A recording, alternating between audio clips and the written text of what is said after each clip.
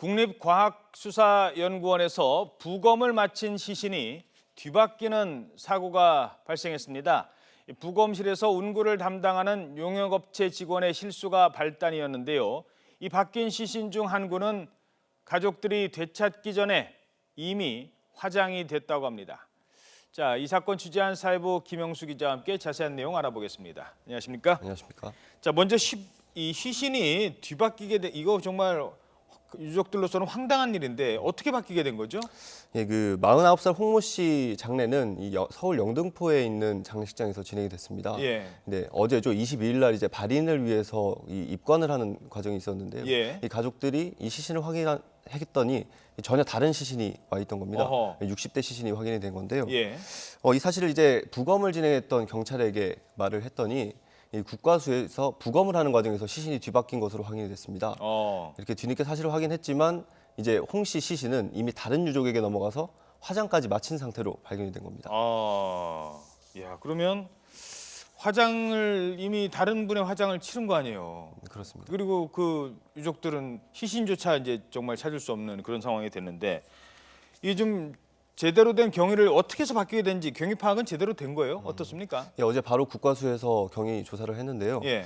이 국과수는 수많은 시신을 부검을 합니다. 사건이 굉장히 많은데 이 홍 씨 시신을 부검했을 당시에도 이 비슷한 시간대에도 이 부검실에 다른 시신들이 많이 있었습니다. 이 부검했던 그 당시 일지를 한번 보면서 설명드리겠습니다. 지금 화면에 나오겠네요. 예, 부검 그래픽으로 되어 있는데요. 예. 부검 시간이 이제 홍 씨 시신은 21일 그러니까 엊그제죠. 10시 반부터 11시 25분까지 진행이 됐습니다. 이 비슷한 시간에 같은 부검실에서 62살 하모 씨의 시신도 부검이 됐는데요. 이 마친 시간이 11시 11분이죠. 이게 10분 정도밖에 차이가 안 나는데 그렇기 때문에 유족에게 인계된 시간도 비슷합니다. 그때 당시에 이제 각 장례식장에서 운구차가 와 있었는데 이 운구차에 이 국과수 용역업체 직원들이 시신을 인계하는 과정에서 사고가 난 겁니다. 이게 시신마다 이 신원 확인할 수 있는 표식이 있는데 이걸 제대로 확인하지 않아서 이제 사고가 난 건데요. 국과수에 이런 일이 있었던 적이 있느냐라고 물었더니 확인을 제대로 해주지 못하더라고요. 아마도 굉장히 드문 일이기 때문에 그런 것 같은데 장례 절차를 잘 알고 있는 그 상조업체 관계자의 말 한번 들어보겠습니다. 멈춰서 이런 일은 있으면 여러 가지가 복합돼가 나온 거죠. 이렇게 시계랑 그런 게 있잖아요. 조금만 개발 듣는다고. 예. 자, 조금 전에 그 그래픽 다시 한번 좀 볼 수 있을까요? 시간을 보니까 좀 홍모 씨와 하모 씨의 시신이 30분 먼저, 그러니까 10시 반에 먼저 들어간 시신이 나중에 나왔어요. 그렇죠? 10분 뒤에 들어간 시신이 이제 먼저 나오고 이러다 보니까 먼저 나갔으니까 먼저 나왔겠지. 들어갔으니까 이렇게 생각을 해서 그랬을 것 같은데 뭐 부검한 시신은 이렇게 천으로 좀 덮어놓고 그렇잖아요. 그러니까 그렇습니다. 이런 일이 정말 실수인지 아니면 구조적인 문제가 있는 건지 이건 좀 정말 재발돼서는 안 되는 일이니까 어떻게 좀 따져보고 있습니까? 예, 그렇습니다. 이 부검하는 동안에는 이 국과수 자체 프로그램을 통해서 사진을 찍고 기록을 하게 되어 있습니다. 근데 이 부검이 끝나면 법의관은 유족과 경찰들에게 이제 부검 결과를 설명을 하고요. 이 시신을 인계하는 건 용역업체 직원들이 전담을 하게 됩니다. 이 부검이 끝난 시신은 말씀하신 것처럼 흰색 천으로 감싸기 때문에 이 발목에 있는 표식이 잘 안 보일 수도 있습니다. 그래서 이걸 확인하는 게 굉장히 중요한데요. 이 사소한 실수죠. 사소한 실수가 이번에 큰 사고를 만들어낸 건데 이 구조적인 문제가 드러나는 셈이라고 볼 수 있겠습니다. 아무래도 국과수가 공신력 있는 국가기관이기 때문에 이 이미지도 굉장한 타격이 있을 것으로 예상이 되는데요. 국과수 관계자의 말 한번 들어보겠습니다.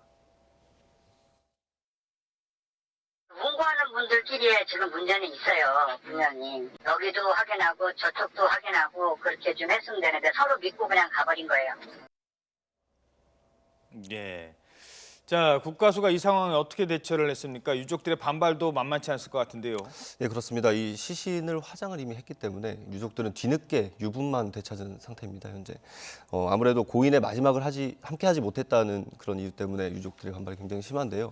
일단은 이 유분이 홍 씨의 것이 맞는지 국과수에 신원 확인을 해달라고 요청을 해놓은 상태고 국과수도 그걸 받아들인 상태입니다.